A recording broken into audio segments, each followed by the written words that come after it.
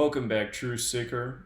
Earlier this week, Tuesday, January 22nd, 2019, New York passed a new law allowing abortions at any time if a mother's health is at risk. Also on that day, Iowa reversed the fetal heartbeat ruling they had from last year. And both of these legal changes came on January 22nd, which is the anniversary of Roe v. Wade. That decision was January 22nd, 1973, 46 years earlier. Notice the word abortion in Gematria sums to 122, a lot like how you write the date January 22nd, 1/22. And with regards to it being the 46-year anniversary, the word sacrifice has a gematria of 46. And of course, abortion has something to do with sacrifice. Easy to understand. With regards to January 22nd being the 22nd day of the year, and this practice of coding numbers into words being a Jewish practice and a biblical practice, it reminds me that the 22nd chapter of Genesis, the first book of the Bible, begins with the story of God asking Abraham to sacrifice his child. And if you've never read this story, when Abraham's about to sacrifice his child, God speaks to him and says, "Oh, no, don't do that. This was just a test. I have a ram over here for you to sacrifice." But Genesis 22, January the 22nd day of the month, a story of sacrifice, these abortion stories coming on the 46-year anniversary of Roe v. Wade, where sacrifice equals 46. And by the way, Genesis 46, the 46th chapter of Genesis, begins with a story of sacrifice as well. Now, here's something else that stands out to me.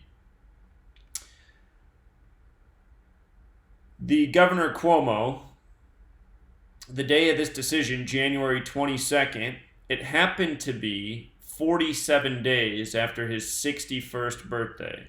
And 47 is a special number in this study. Words such as government and authority have gematria 47, special number to Freemasonry. The word beast also has gematria 47. And when you think of the beast in the Bible, you think of Satan. A lot of people probably aren't aware that in the New International Version of the Bible, there are exactly 47 mentions of Satan. 14 in the Old Testament and 33 in the New Testament. 47. Now, that's interesting because the word satanic has gematria of 122. And going back to the Old Testament, the name for God, one of the multiple names, is Elohim. And some Bible scholars will tell you that's referencing the multiple gods in the Old Testament. The wording of the Bible is up for debate, but there's a conversation that the God of the Old Testament is actually Satan. And I encourage you to investigate this topic more yourself. There are some verses that should definitely be questioned. But anyhow, notice the word satanic has a gematria of 122. 122, just like abortion. Again, we have this story from Genesis 22, God asking Abraham to sacrifice his child before saying, "Oh, I'm just kidding, sacrifice that ram over there."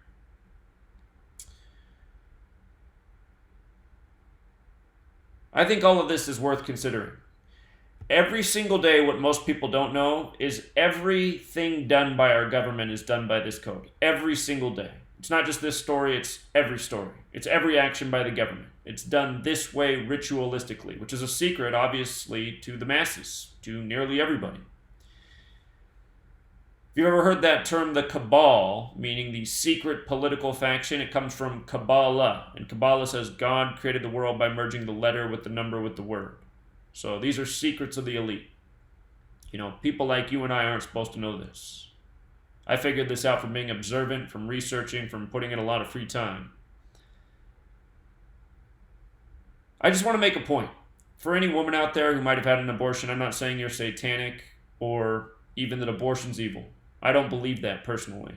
I think people get abortions because of circumstance. And if we didn't live in such a sick and perverted and terrible world, there'd be a lot fewer abortions.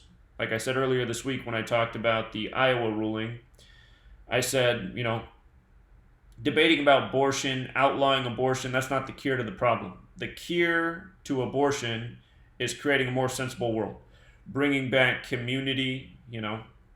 Imagine if a woman who was, a single mother, if she felt that she had neighbors and community to help her raise her child.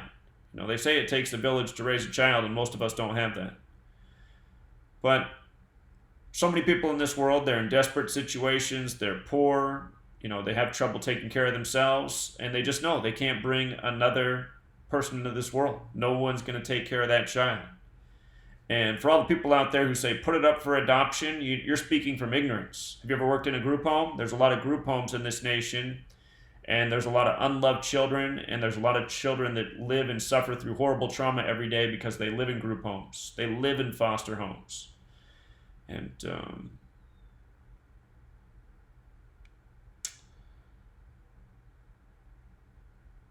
anyway, people really need to learn Gematria.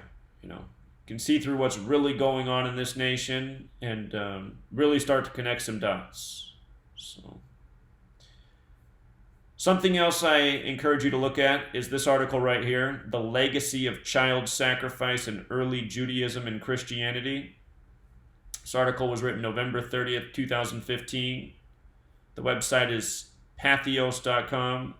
Really interesting article right here. So, article talks about how these practices go way back, just like this knowledge of letters and numbers. Things forgotten to the masses. So we'll leave it there, Truth Seeker. Until next time.